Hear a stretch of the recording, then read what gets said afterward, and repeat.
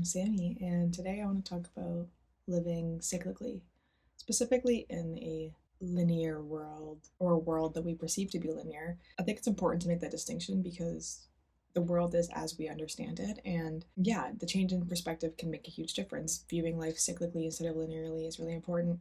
Or even just like applying that understanding and just, learning how to cherry pick that understanding into different circumstances. We experience life linearly because of our normative understanding of how time goes and how the progression of humanity over time. And I say progression, not development. But we see our lives in the context of time, specifically because we age and because we don't have that ability to go back to when we're like babies, for example, or to skip ahead and come back. And that isn't the kind of cyclical understanding that I'm really trying to get at, anyways. So, what I'm really trying to establish here is that we're rarely able to see cyclical designs in our lives because we have this overarching experience of life, which has a beginning, a middle, and an end. And in that way, we understand life as a series of events. We understand it on virtually every level as this thing that will not continue in a certain point. And I think our understanding of cyclical is our understanding of, in some ways, this immortality or this consistency or this knowing that what begins will end. But there's loads of ways for you to see the cyclical nature of life still within the context of dying. And of course, we have the most obvious thing. We know that things end. We know that time contributes to this eventual kind of cessation. But we do know also in the same breath that nature and soil and the way that we ourselves as matter contribute even in our own demise is both meaningful and influential in that we feed the next iteration of whatever. But there is this kind of immortality through the cyclical nature of our interdependence and our very matter, the very organic matter that we are, enters the cyclical thing. But of course, we zoom out so far and we're like, okay, yeah, I see the cyclical nature, but where is it up close? Where is it in our daily lives? But what if we view things as more of an oscillation, where they still teeter between beginning, ending, but also contraction and release? The ability to engage with life cyclically is significant for a number of things. First, in developing a sense of trust, we understand that, what has happened before may very well happen again and not in the same iteration. But thematically, we know that, one door closes, another one opens. And we know that this contraction, when we're in these moments of contraction, we can then, find solace or reprieve in this realization that everything that contracts will eventually release. And we'll find that kind of solace eventually, even if we take our reprieve and our momentary kind of evaluation of peace and we say, okay, I can get through this because I know that there will actually be this very lived real experience of it coming soon. And yeah, I think the benefit of engaging in this is that, finding faith, but also connecting with this very natural thing, this thing that you see pretty consistently across the board, despite this kind of larger understanding of this linear timeline we have. We also witness more regularly in the truth behind this kind of cyclical thing. Circles are really, really important. Not just mathematically, not just on an aesthetic level, in our ability to visualize existence as holistic kind of experience.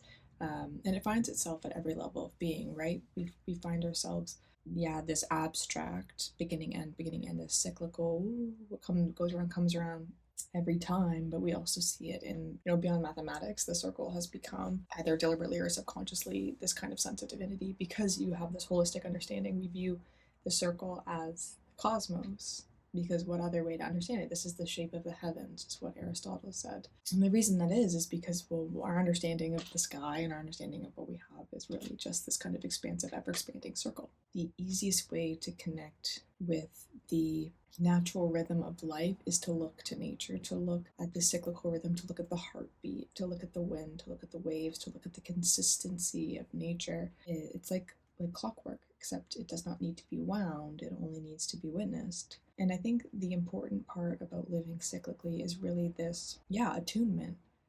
Where are you? Where are you in the breath? Where are you in the life force? Are you inhaling? Are you contracting or are you exhaling? Are you releasing? Are you beginning or are you ending? And understanding through this kind of conceptualization of existence, both existence and also just like experience, which are one and the same. Where are you in it? Knowing that, you can act accordingly. It's really in this understanding that we're able to begin the process of allowance, and that doesn't mean complacency. That means recognizing when the contraction ends, that this is the time for the contraction to end, and you're able to experience that release and enjoy that release. And inevitably, when the contraction comes back, you'll be able to once again feel that relief once it's over. I have no explanation for the ways of things. I have no explanation for why this seems to be true, only that I notice it to be true, and that I notice that my life has been made much easier by revolving it around this kind of geometric understanding of how things function, and knowing that, like, historically, cross-culturally, the circle is, again, the heavens. It's the cosmos, and, the square is Earth, in case you're wondering, for a little sacred geometry lesson. And when you view the circle for what it is, symbolically, it means totality, it means everything. Everything. It means the manifest and the unmanifest. It means what is and what will be and what could be and what has ended. It means everything. Everything.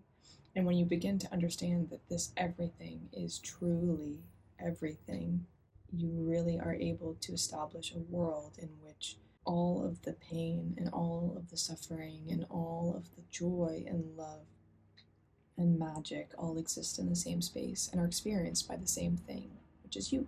Living cyclically is so significant, especially for creative folks, in understanding that, the creative cycle is a very natural process, and understanding that it's rooted in a cyclical nature of time, of the earthly experience, of us. We live on a clock, and not just a man made experience, but night and day. We enter through seasons, which our energies are shaped through. Yeah, it's just this very, very rhythmic understanding of being alive. And I think on a creative level, it's significant because creativity is just that process of translation, and language are based off of life and experience, and the way we communicate is best understood by the way that we experience. So when you're creating whatever that may be, and you observe the world, that connection is going to be made very, very naturally, A, and B, it's going to be experienced in the same way. So your creativity might ebb and flow, your motivation may ebb and flow, your, not just your motivation or your drive, but your attraction to things may ebb and flow. And I think when we begin to live the cyclical nature, we understand that it's not going anywhere. Your motivation you're like, fuck, I'm not motivated. Oh my God, I can't do this. That feeling will also ebb and flow. And just like our confidence wanes and waxes, so does everything else. And when you internalize this kind of understanding of that cyclical nature, it takes the power away from the thoughts that are damaging, because for example, with insecurity or a lack of confidence, odds are you'll feel that way again. Odds are I will tell myself that I am not good at this or whatever, or that I'm not as good as anybody else, or I don't deserve it, or whatever. And those thoughts will come and go. But knowing that that's just a natural part of the process allows me to take the power away from those words, because it's back in that kind of rhythmic language instead of the words that it actually is saying in a more literal sense. Where is it actually coming from? Where in this cycle is it coming from? And I think that takes away also the pressure of this linear understanding of our lives, where we believe that we are in a constant state of progression and expansion, and which is true in some way, but also we're just in the active experience of experiencing and being. And there's no stairs to climb, there's only space to navigate.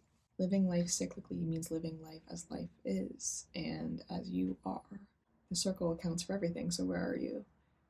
Are you in contraction or are you in release? Are you noticing the tension of your energy, or are you noticing it ease on you? The best part is that if you don't like your answer, it will change. So, yeah. Connect with the natural rhythm of life, connect with the heartbeat. Live cyclically, live creatively, live honestly, and live well.